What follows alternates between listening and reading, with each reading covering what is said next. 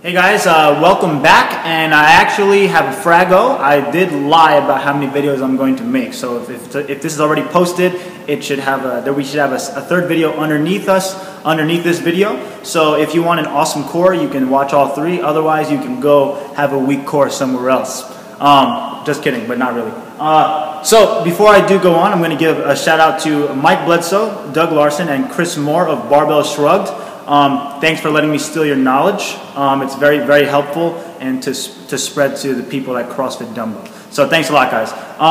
So I'm going to talk to you guys about training core stability, okay? And training core stability, in my own words, is developing the ability to resist movement at the core, okay?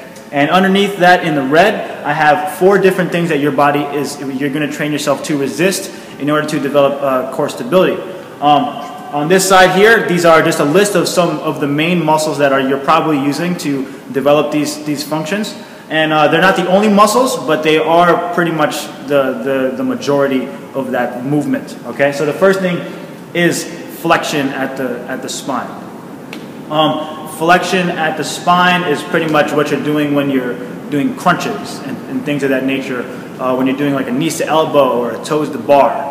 Okay. Now, in order to resist flexion, as in stop this from happening, right? You have to have a strong upper and lower back. Those are just some of the muscles that are involved. So that includes like keeping yourself extended during a deadlift, keeping yourself extended in proper extension during a press, and things of that nature. Okay. Don't want to get into it too much.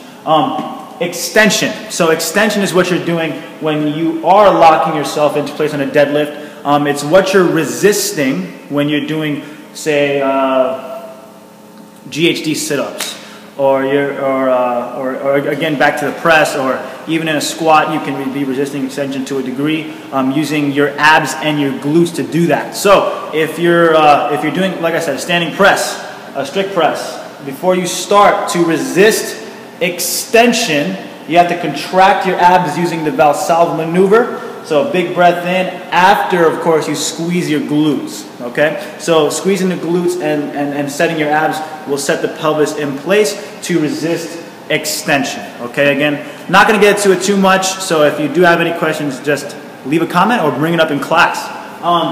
Lateral flexion. That's this here. Lateral flexion. Okay? Now remember, we're trying to resist lateral flexion. So things you could do to help train that are single leg movements. So if any of you guys were sore in like your lower back area or your obliques or your abs from the WOD that we did with the single arm step ups, it's because you don't have your core isn't really strong enough to be resisting this stuff. So we need to expose you guys more to that. So just a little tip. That also includes like lunges, anything pretty much done on one leg, which is honestly very, very rarely done in here, so we can expect that change to be happening. All right. And the last but not least is rotation. Okay, so if your body has the ability to stay still while the forces at work want to have your spine rotate, that's what you'll be resisting. And those muscles include your abs, your obliques, and your external rotators and internal rotators of the hip.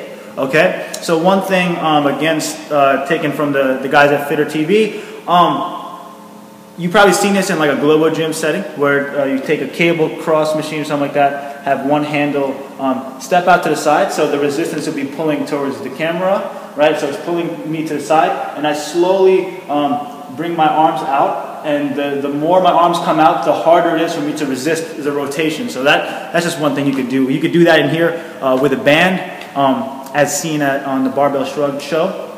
So those are just a couple of things that you could do to train core stability. And remember, core stability, you're training to resist movement. Okay? In the third video, I'm going to talk about the movements that give you the most bang for your buck to train core stability, core strength, and all that good stuff. Hope you're still watching. Watch the third video. Thanks a lot.